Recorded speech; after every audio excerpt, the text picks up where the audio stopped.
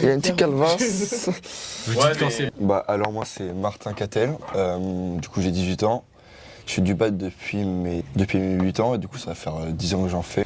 J'ai commencé par le biais de mon père et j'ai adoré ça direct. Depuis j'ai pas arrêté, c'est une passion. C'est transformé un peu en passion plus à en faire tout le temps comme mon sport à moi. Plus beau souvenir ça va être je pense quand j'ai gagné un tournoi en Espagne, un tournoi U19. Une médaille au championnat de France, médaille de bronze en 2020 ouais. Comment avez-vous découvert votre sport? Est-ce que c'est venu à l'école, de la famille ou d'une rencontre? Par le biais de mon père, on en faisait dans mon jardin, j'avais un filet. Ok.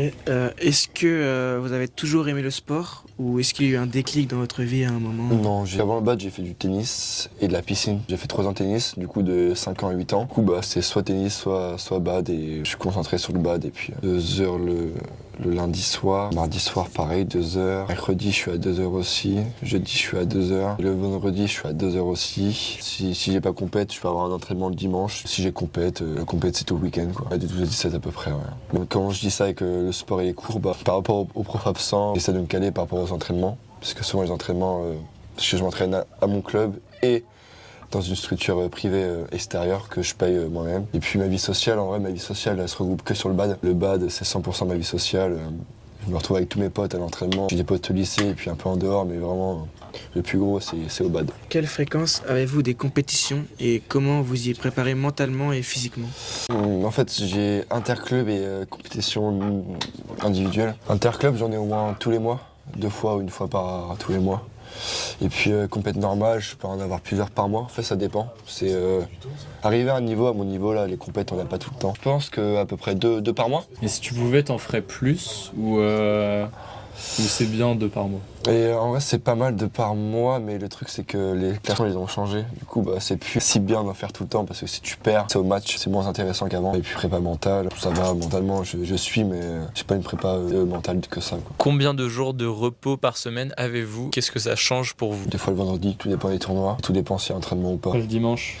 S'il n'y a pas compète, peut-être le samedi. On va dire le dimanche, ça peut être un temps de repos. Ça permet au mix de prendre de l'énergie et puis de pas abuser. Tout en s'entraîner, après tu peux te blesser quoi, mais j'ai pas tant de récup que ça. Et physiquement, par rapport aux presque 100 jours de repos dans la semaine, comment vous faites avec les blessures? Vous avez vécu des blessures dans les dernières années ou... J'ai de la chance, c'est que je me blesse peu. Du coup là je fais du kiné aussi en plus. Tous les mardis et jeudi soir je fais du kiné. Et du coup ça me permet de me tenir, de tenir mes muscles et de tenir où je suis blessé. Puis non ouais, c'est dur physiquement, je suis un peu KO tous les soirs. Le lundi soir je suis KO, j'essaie de bosser un peu mais c'est compliqué quoi. En parlant de sommeil, combien d'heures dormez-vous par nuit? Est-ce que c'est un vrai défi de garder un bon rythme de sommeil?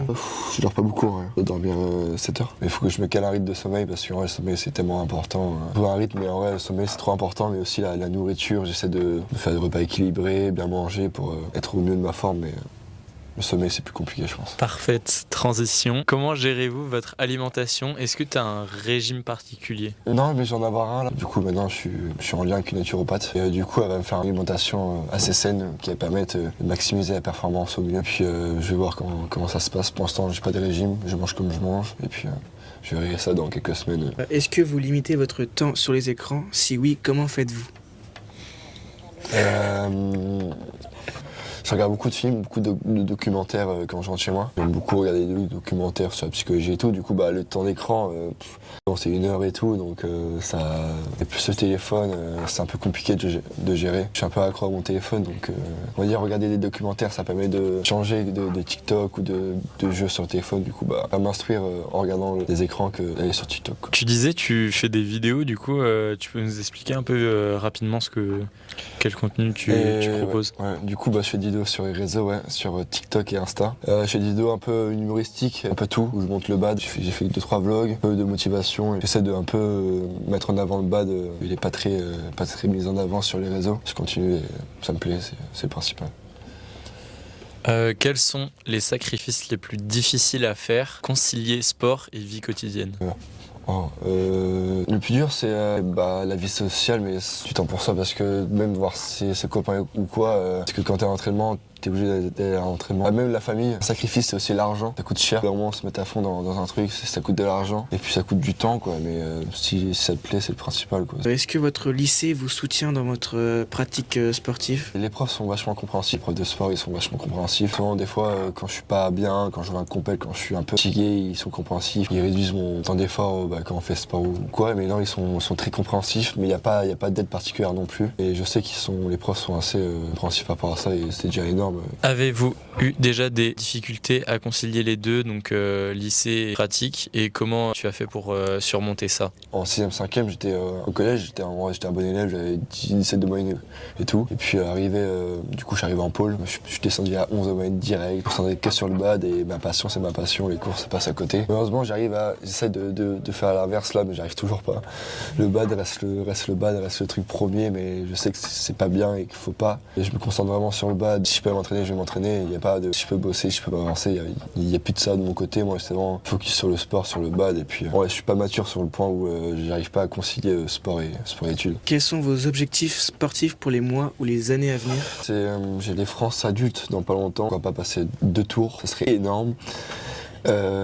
Ensuite, ça serait de monter en Ligue 2 de bad avec mon club, puis pourquoi pas de monter en Ligue 1 avec mon club en Espagne aussi, en Ligue 1 en espagnol. Est-ce que tu t'entraînes en Espagne aussi du coup? Non, du coup, en gros, j'étais recruté par un club en Espagne, du coup je joue en interclub en France et en Espagne, du coup je joue aussi je joue en Espagne et en France. Est-ce que vous envisagez de faire du sport votre métier? C'est un rêve de devenir pro de bad, mais c'est compliqué parce que c'est très peu médiatisé. Là, ça commence à l'être. C'est très peu payé. Les 1 ou 2, 3 premiers qui sont vraiment payés, qui en vivent. Mais je me dis, c'est pas encore terminé. Je suis encore jeune, je peux encore progresser, m'améliorer. J'ai encore ce but-là. Et il faut que je trouve quelque chose à côté aussi. Ça marche pas. Faut avoir un vrai métier, soit le bad, soit autre chose. Est-ce que vous avez un conseil à donner à un jeune qui hésite à se lancer dans un sport?